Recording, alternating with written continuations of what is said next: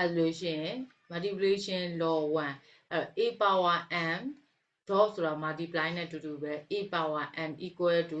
a power m plus n ရတယ်အဲ့တော့ဘာလဲဆိုရင်အခြေ a အခြေတွေတူရင်ထညွန်းနေပါလို့လဲပေါင်းတယ်အဲ့အခြေတွေတူတာတွေကဘာလုပ်တာလဲဆိုရင် multiply လုပ်တယ်ဒါမှမဟုတ်မြှောက်တယ် times လုပ်တယ်เนาะ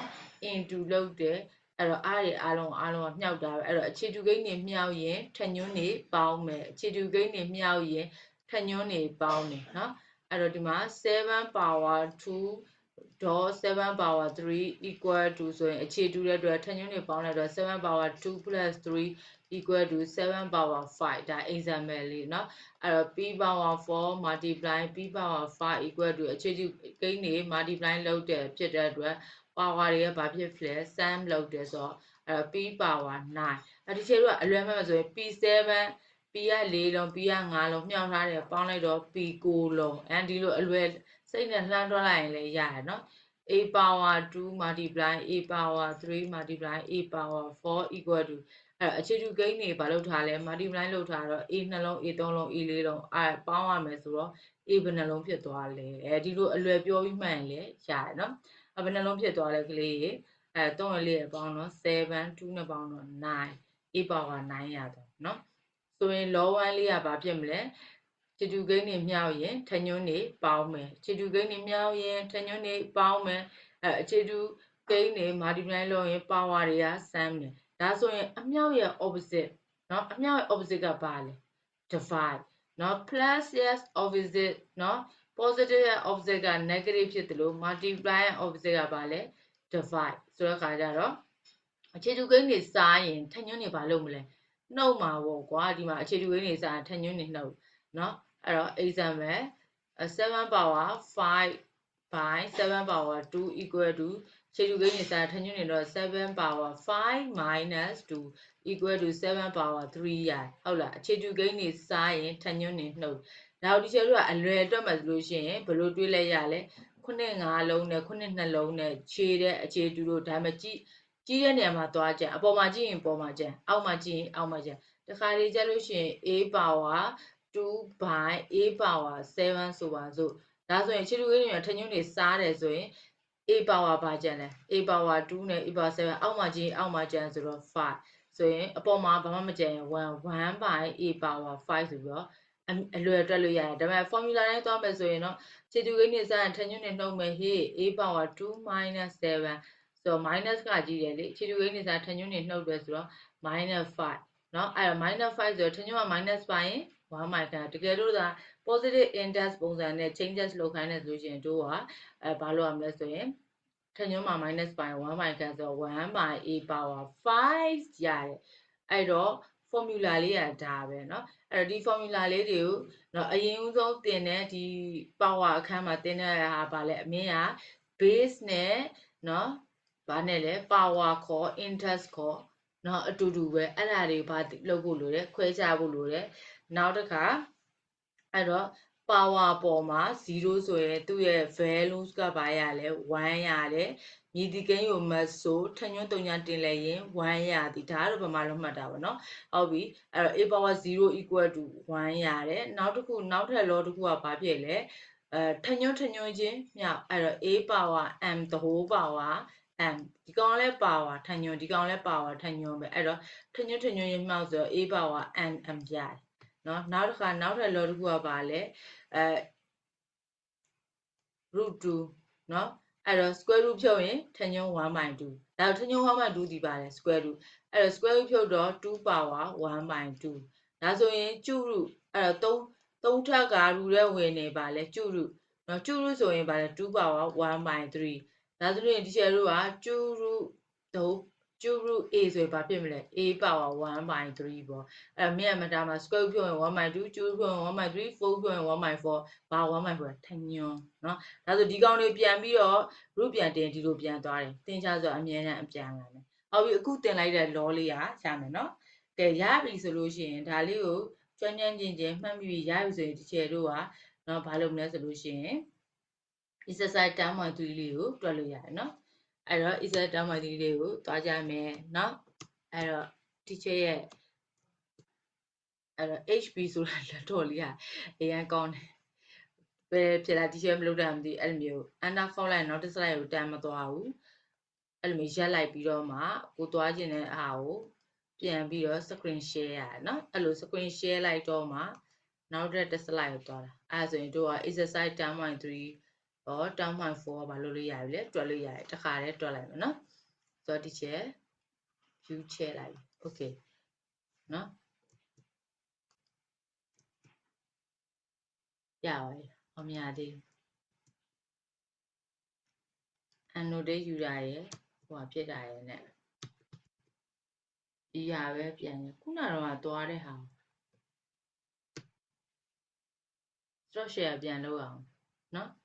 အဲ့ဆိုတော့ပြန်ပြီး share လိုက်မယ်နော်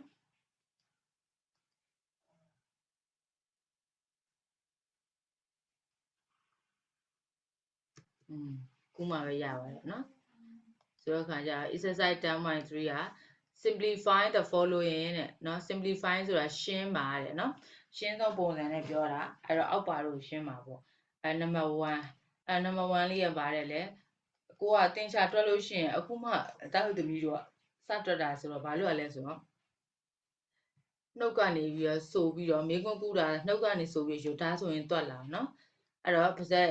ကမပြောလို့ရှိရင်နှုတ်မတွက်လို့ရှိရင်တင်ချနည်းနည်းတွက်ရတာပို့ပြီးတော့လေးတာပေါ့အဲ့တော့ 3a power 8 multiply 5a power 4အဲဒီလိုလေးဖတ်ပြီးတော့ရေးနော်ဒါဆိုရင်အဲ့တော့ဒီမှာတို့ကဘာလဲဆိုရင်နံပါတ်တွေကိုအရင်ဆုံးရှင်းလိုက်မယ်3နဲ့5နဲ့ဘာလို့လိုက်မလဲမြှောက်လိုက်မယ်ပြီးတော့မှတို့ကဘာလုပ်မလဲဆိုရင်ဒီ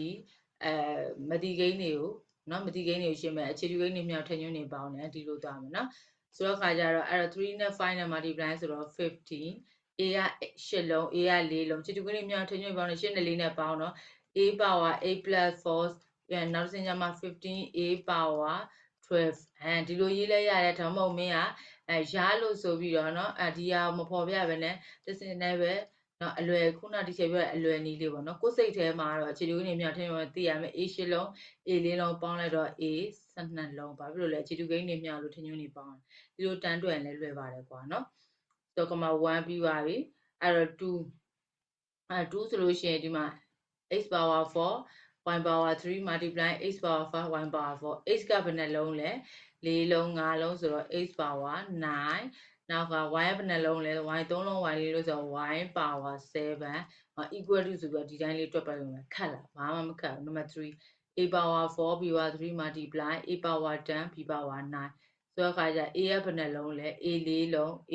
10လုံးဆို a 14လုံးဆိုတော့သူရဲ့ equal a power 14အဲ့တော့ b က3လုံးဒီမှာက9လုံးဆိုတော့12လုံး b power 12အဲ့တော့သူ့ရဲ့မီနစ်ကပါလေခြေတူကိန်းတွေမြှောက်ရင်ထညွန်းတွေပေါင်းမယ်တီချာခဏခဏပြောနေတာကြပြလေးကဆိုလိုကောင်းနေလို့မင်းတို့ဘာဖြစ်လဲ remind ဖြစ်အောင်လို့เนาะပြန်ပြီးတော့သတိရအောင်ပြောပြီးနေ okay number 4ဒီမှာ a အခြေတူကိန်းတွေမြှောက်ထညွန်းတွေပေါင်းမယ်ဒီဟာကျတော့တို့ကဒီလိုမျိုးမတူတော့ကဏ္ဍတွေမဟုတ်တော့မတိကိန်းတွေဖြစ်တော့တို့ကပေါင်းတယ်ဆိုတော့ plus ထည့်ပေးရတော့ a power 8 plus y plus z number 4လေးကိုရေးပြမယ်ကြီးလေး a power 8 dot ဆိုတာလဲ multiply မယ် a power y dot a power z equal to a power 8 plus y plus z အခြေတူကိန်းတွေမြှောက်ရင်ထညွန်းတွေပေါင်းတယ်ဒီလိုရေးပြရမယ်ရမလားကဲရတယ်ဆိုလို့ရှိရင်number 5ကပါတယ်လေ p dot p power minus 1ဆိုရင်ဘာရမလဲဆိုရင်သူ့ပုံမှာ1ရှိတယ်ဆိုတော့ခါရမယ် plus 1နဲ့ minus 1နဲ့ g p power 0ဆိုတော့ဘာပဲကျန်1မှကျန်တယ်ဘာမှမကျန်0သွားမလို့နဲ့နော် p power 0ဆိုတော့ဘာလဲ p power 0ထွက်တယ်ဒါကြောင့်မလို့ထညွန်းကို0တင်ရင်1ရ okay နံပါတ်6ကကြတော့ a power 8 dot a power ဘာမှမရှိရင်1ရှိတယ်ကိုယ့်အောင်ထည့်သူတို့မထည့်ပြီးလဲကိုယ့်အောင်ထည့်ရမယ်အဲ့တော့ a power 8 plus 1ရเนาะ x1 မဟုတ်เนาะx1 မဟုတ်သားတို့ပြောနေသားတို့သမီးတို့ပြောနေဒီချက်တော့မှဒီလိုရေး a power 8 plus 1အခြေတူကိန်းတွေမြှောက်လို့ထညွန်းတွေပေါင်းနားလည်လားဒါဆိုရင်ဒါလေးတွေကလည်းဘာဖြစ်လဲလွယ်လေးတွေပဲเนาะဆိုရင်ဒီမှာ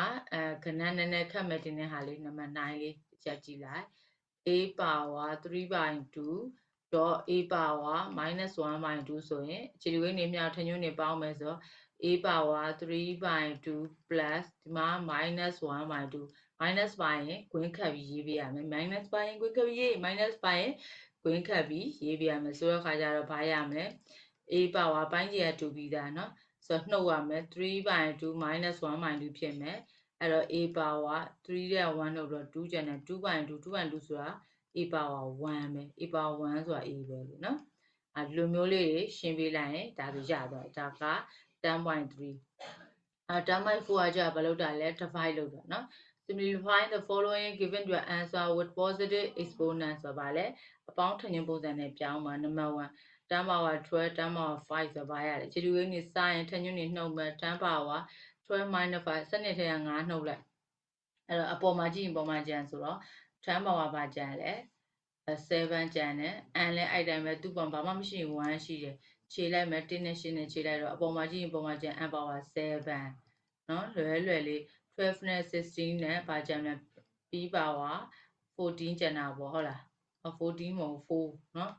အဲ့တော့16တဲ့12နှုတ်လိုက်တော့4ကျန်တယ် p power 4အခြေတူကိန်းနေစရင်ထညွန်းနေနှုတ် y မှာဘာမှမရှိရင်1ရှိတယ် y power ဘာကျန်လဲ16တကယ်လို့ဒါ1 by y power 70ဆိုတော့1 by y power 16ကျန်တယ်ဘာလို့ဆိုလဲဆိုရှင်အပေါ်မှာကြည့်ရင်ပေါ်မှာကျန်အောက်မှာကြည့်အောက်မှာကျန်เนาะကိုကခြေတယ်ဆိုတာလဲเนาะမလုပ်တာပဲလဲနှုတ်တာပဲဒါကတကယ်လို့ဒါဆိုပြောကြတာဒီကားတော့ဒီတိုင်းပဲ okay ကဲဒါဆိုလို့ရှိရင်3 power မာကြီးခြေလူကိန်းနေစာထညွန်းနေနှုတ်မယ်ဆိုတော့3သူ့ရဲ့ရှိမှာဘာရှိလဲ1ရှိ1 minus n ဘာလို့လဲသူ့ရဲ့ power n ဖြစ်နေလို့เนาะ 3x power 3ဆိုရင်လည်းဘာရမလဲ 3x 3 power x minus 1ဘာဖြစ်လို့လဲသူ့ပေါ်မှာ1ရှိနေလို့လွယ်လေးပဲเนาะကဲဒါဆိုလို့ရှိရင်ဒီချေတို့ဒီ exercise 10.3 နဲ့4လေးနဲ့ကိုလိုက်တွက်လိုက်ပါအားလုံးပဲစာရပါစေဘိုင်းမိုင်မှာတက်တာပါ